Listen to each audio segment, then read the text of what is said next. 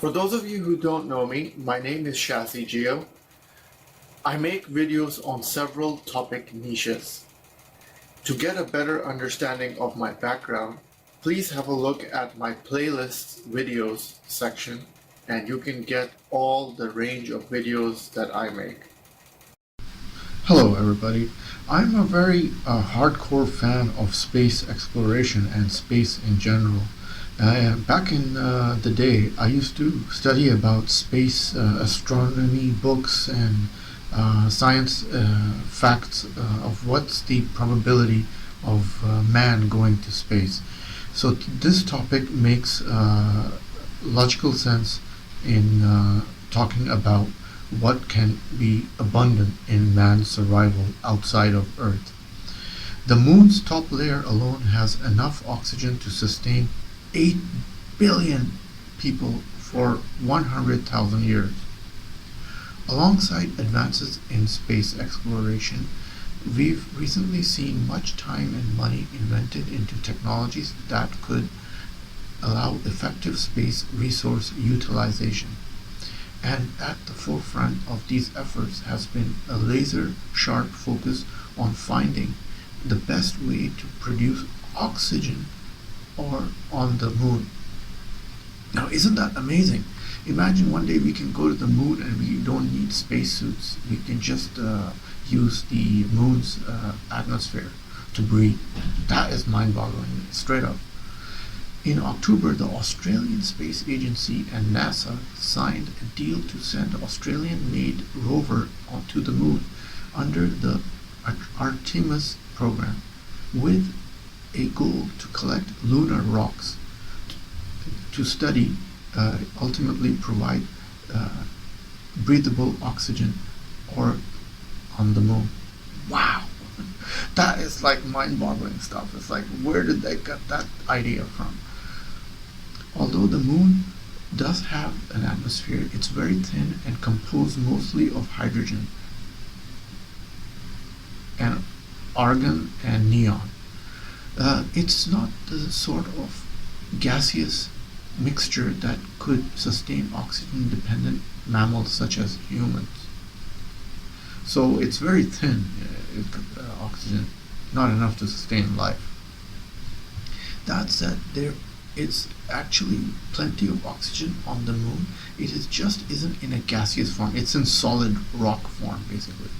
The layer of rock and fine dust that covers the moon's surface, if we could extract oxygen from regolith, that's the compound, would it be enough to support human life on the moon?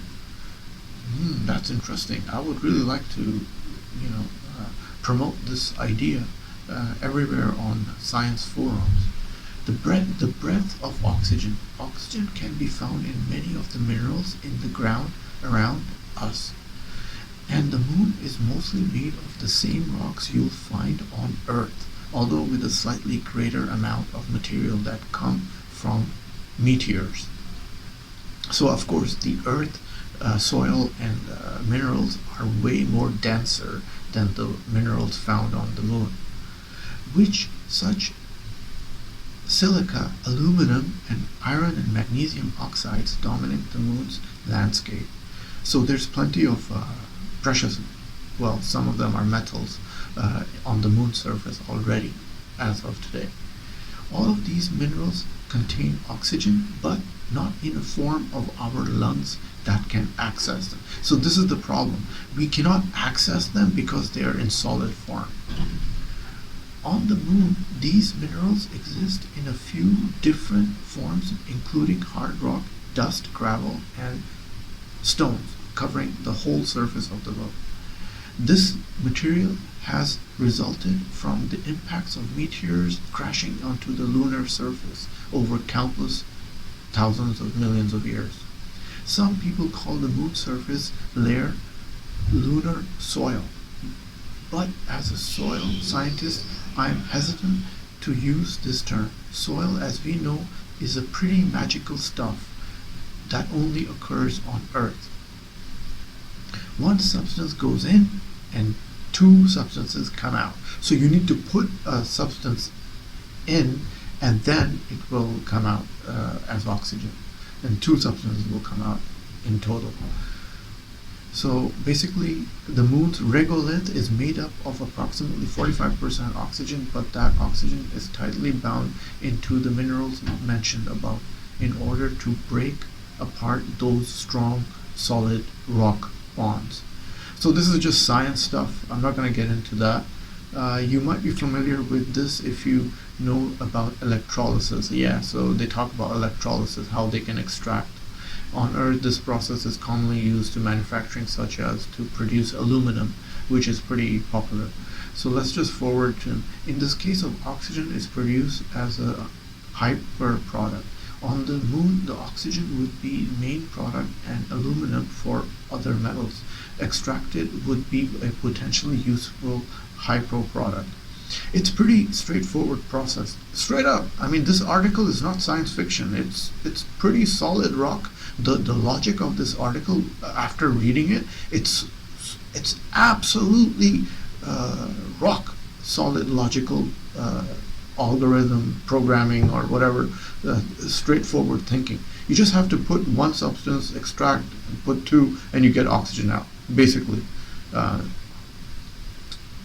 to sum it up. Basically it would need a supported by a solar energy or other energy sources available on the moon. There is always a catch-22 to any problem, I bet. Yeah, well, because you have to go to the moon, you have to take the technology with machinery in the moon, and then you have to do the electrolysis kind of situation on the moon, and after you do all that, then you have to put the two substances that come out of the putting one and making the oxygen, and then you have to spread it all over evenly on the moon's surface. So it's pretty mind-boggling on the large scale that they have to do it. So yeah, there is a catch-22. You have to send all the heavy machinery up there first of all. Right now, I heard to send 1 square meter of hardware in space, it costs like $800 million or something like that. 1 square meter of cargo in space. Like for instance, there's a video I did on William Shatner, and just to send one human being, it was I think $200 million. The cost, no, 29. So that's why they were only able to send 4 people on the Blue Origin spacecraft by Jeff Bezos. Now, this is the problem. Earlier this year, Belgium-based startup Space Application Services announced it was building 3 experimental reactors to improve the process of making oxygen via electrolysis. They expect to send the technology to moon by 2025. Okay, this is just wishful thinking.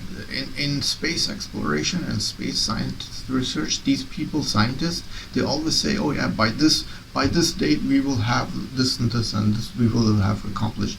Like since the space shuttle, what have we achieved? Nothing. The Blue Origin spacecraft is the only spacecraft that has gone to space with human crew.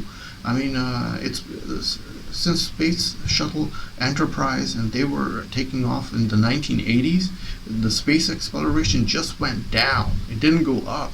So, this 2025 target by this scientist is just a myth. Don't expect even that to happen. How much oxygen could the moon provide? Now, this is a big question. That said, when we do manage to pull it off, how much oxygen might the moon actually deliver?